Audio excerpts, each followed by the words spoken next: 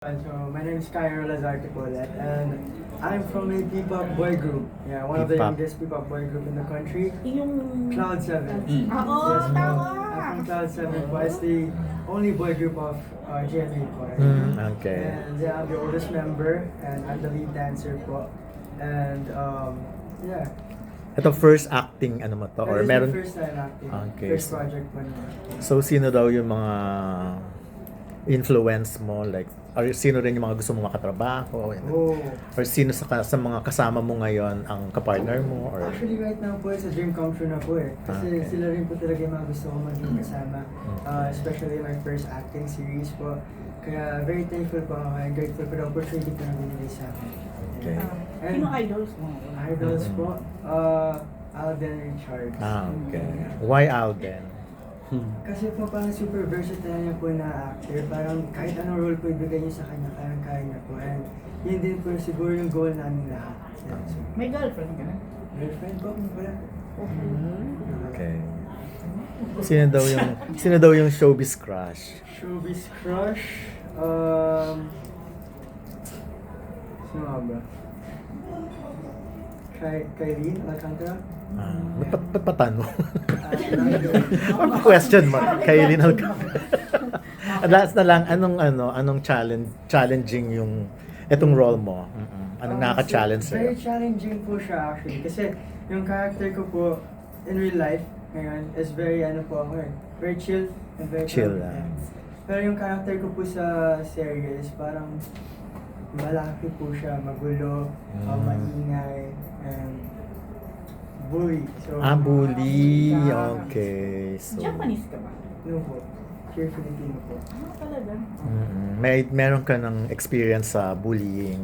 Wala po. Hindi, I mean, ikaw yung nabully or wala naman? Wala yun. Okay, Wala yan, yun. sige. Thank you. Thank you po. Next. And once again, I'm Andre po. From Campus Cutie Batch 2025 po ako last year.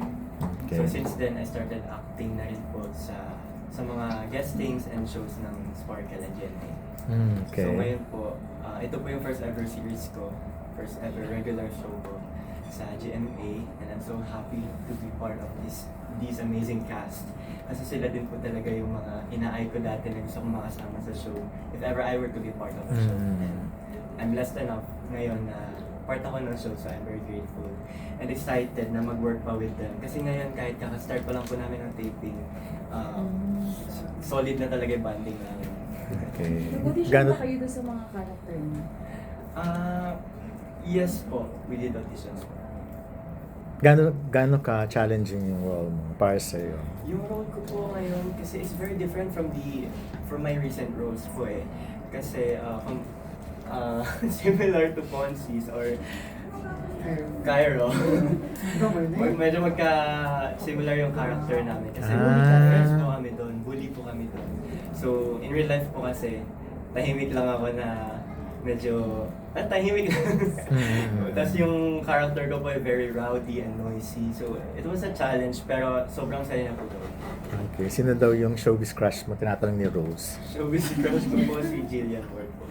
Si Jill. Okay. Idols mo? Idol ko po si Ding Dong. Kuya Ding Dong. Okay, at least. Next. Sis Aliyah, I'll be playing the role of Abby. Ako naman po matagal na akong umaarte. Actually, I started sa mga theater shows po and singing competitions. But then, napunta po ako sa GMA. And actually, this year lang din po nangyari yung PBB Collaborative ko. Kasama ko po si Way and Lee. So, ayan. And for this show naman po, actually, hindi tayo nag-audition. Yeah, hindi po kami nag-audition. And sa character ko naman po, hindi naman ako masyadong nag-struggle to play my character. Kasi nga po, as I've said, I've done a lot of shows before and marami na din akong roles na gawa. So it was really hard for me to kind of parang create my character. Ano yung pinaka-known serye na nagawa? Siguro po, Even when you Royal were Blood. young. Again? Royal Blood. Ay, yung recent. In a way. Yes. Pero nung bata ka, meron? But, I don't remember. Sino mo? Showbiz crush? Saka gusto mo pang makatrabaho din. Siguro po, si talaga, Papa P. And si babae naman, si Ate Nadine. Wow. Ibang taste. Okay.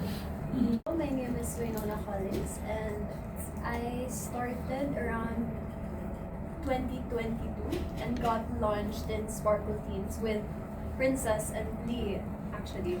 And then parang nag-guesting na po ako and then PBB 2.0 happened and sila din po yung nakasama ko. Actually halos puro Sparkle Teens nga po yung nakasama ko sa PBB. And I think this show, You're My Favorite Song, is something very different for me right now. Kasi yung character ko is kind of far away from me and from the characters I've done before. Kasi Charm is the mean girl. She's gonna cause conflicts towards Angel and yung mga relationships niya with Zion and Calix and everyone. So parang yun yung pinaka-challenge ko. Mean girl ka. Yes. Pero in real life, In real life, parang kung may Slight lang. Joke. Slight. Sweet girl. very sweet. Sarap yung tanongin natin. Very sweet. So, paano yun? Paano mo pinaportray yung pagiging mean girl mo? Sino ang inspiration and peg mo? Well, of course, yung pinaka sikat is Regina George. Parang Charm is somehow like her. And siguro the way I prepared is parang I viewed the world as Charm. Yung no judgment with how I do things or how Charm behaves. And parang I always came from a reason of why. Para it's relatable. And not just because, okay, ayaw ko siya. There's always a why. Okay. Showbiz crush mo. Si Kuya Miguel and Felix. Tanfen. Okay. Sinong gustong... ikaw ang mean girl kay kay Caprice ba? Yes. Ah. Parang Charm doesn't really care about everyone. Pero hindi naman physical yung pagiging mean. Ay, hindi naman po. Okay. Thank you. Everyone, ako naman si Lee Victor. I believe I've been in Sparkle for 4 to 5 years. Super crazy nung journey ko talaga sa Sparkle. You know, I started, ayun nga, we were launched sa Sparkle Teens. We were 19, sa Sparkle Teens. And then, in that time, I was in, my first teleserye was Royal Blood. Kasama ko po si Princess, si Sir Ding Dong, Miss Rian Ramos. And then, fast forward to that, yung character ko naman sa Royal Blood na si Jeff, tumalo naman sa bagong teleserye na Widow's War. Kasama naman po sila Miss Bea Alonzo doon. So, and then fast forward naman that, you know, while I was studying actually at De La Salle University sa TAF, I received an invitation na mag-audition for PBB. So, while I was nag-aaral sa La Salle, my audition sa PBB was ongoing, and then good news na nakapasok ako sa Collab 2.0 kasama sila Princess pati si Winona. Ayun. I had to pause sa pag-study, nag-file ako ng leave of absence, pero babalik din po ako sa pag-aaral. Hindi ko yun talaga pababayaan. And nung tapos na yung PBB journey ko, nung pagka-evict ko, finally na-release ko na yung first ever single ko, which is Nagkakahiyaan. Actually, I recorded that song before going inside PBB. The plan was talaga na i-release yun bago ako pumasok ng PBB. Pero ayun nga, hindi ko ma-promote siya habang nasa loob ako, kaya mabuti na lang na na-release ko noong January. And then now, I'm here sa You're My Favorite Song kasama yung mga close ko na mga kaibigan, si Gio, Winona Princess, Cairo, Drake, si Hit. Kaya it's a what an amazing opportunity, and parang prayer answered kasi matagal ko nang actually, if you go back sa mga interview ko, I've been vocal na gusto kong like makasama sa youth-oriented show. So I'm just happy to be here and excited na ako na makita yung character ko. Pero nasa good side ka or bad side? Ayoko i-spoil. Okay. Yeah. Now sa June 22. So, ayan po. Pero tropa ko, pinaka-close ko dun sa yung character ko, lagi with Calix. So kung nasan si Calix, nandun lagi si Gabriel. Si Calix, I see. Si Clifford. Ah, sige. So, ayun po. Yeah, last but not the least. Hindi mo sabing celebrity crush mo. Oo Ay nga, ni-remind ka niya. Buti pa siya naalala niya. Naka-ready siya. Actually, friend ko siya, pero si Kate Valdez. Bakit ang haba na? Talaga ang haba naman. Okay. Hi po, ako po si Gio Mahana. It was 2020, I think. I've been doing auditions for Sparkle online. Tapos, I've been doing like 2 or 3 online auditions. Tapos, nung 2023, nakapasok ako. I was still doing school, but I missed almost 180 days of school dahil sa workshops ng Sparkle. So, I had to transfer to become homeschooled. But nung 2024, I got my first show. Tapos 2025, I got another show.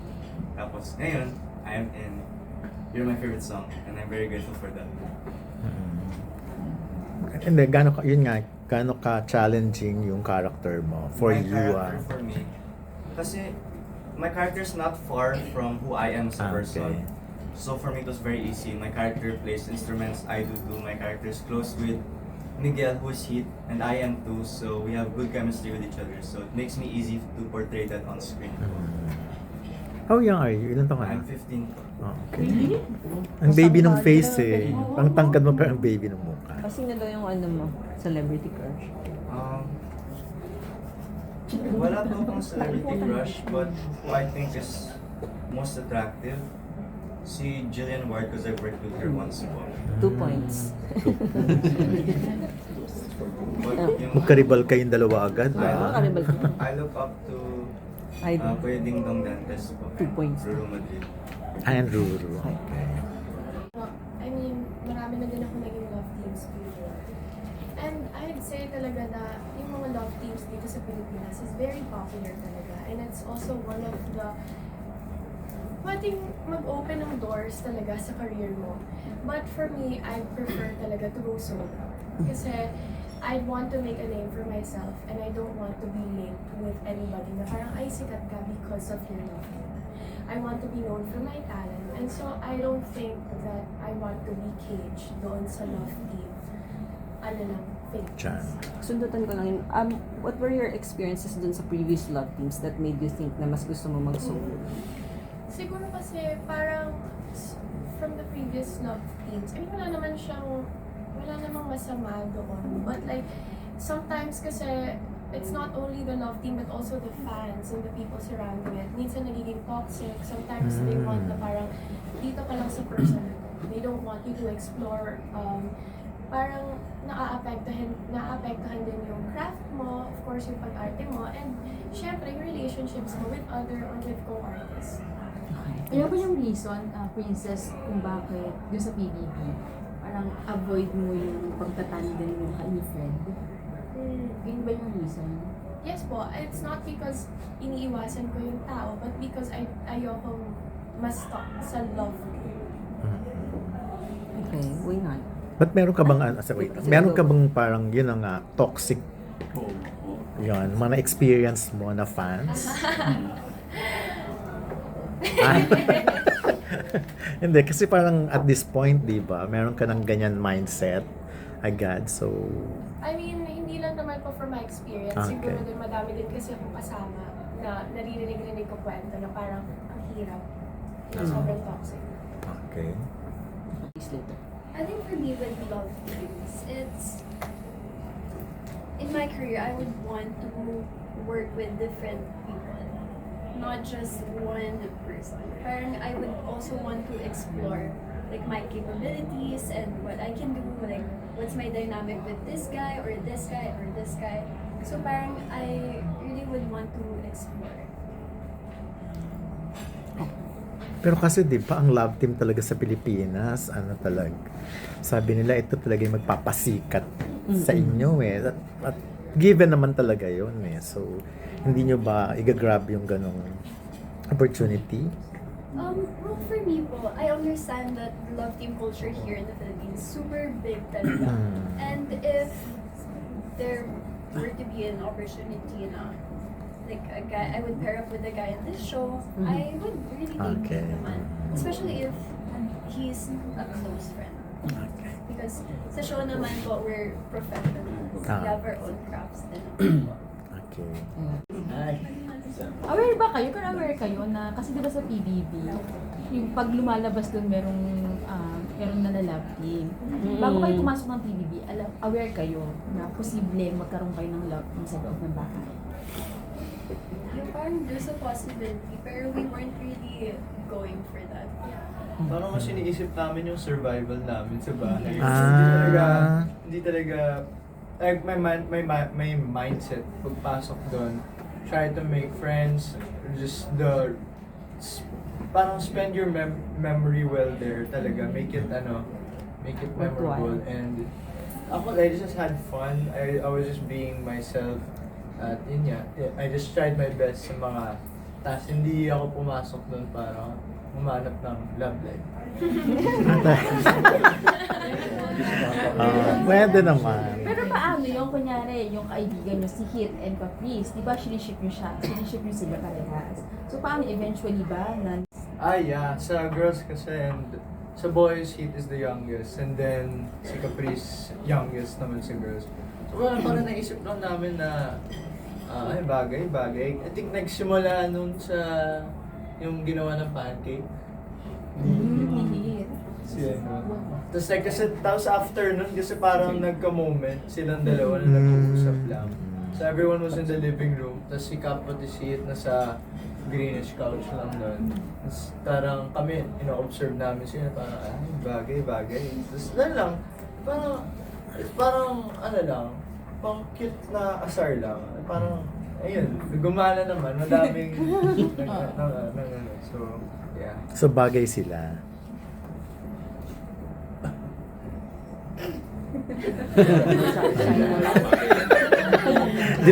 Dinain sa sign language. Place to audition seems a platform to audition seems different for me because I feel like TikTok is a place just to put yourself out there, but I feel like auditions should be like more secretive to your work and what you're going to do it for. I feel like TikTok should be a place to get known to the public lang. That's just for me. Yeah. Oo. Kasi, di ba, you have to go through acting audition, workshops. Anyone else would like to? Same for me po. I do believe na TikTok is a good platform for exposure lang. Pero for the craft itself, I think it's crucial talaga na it should be face-to-face and should be done traditionally.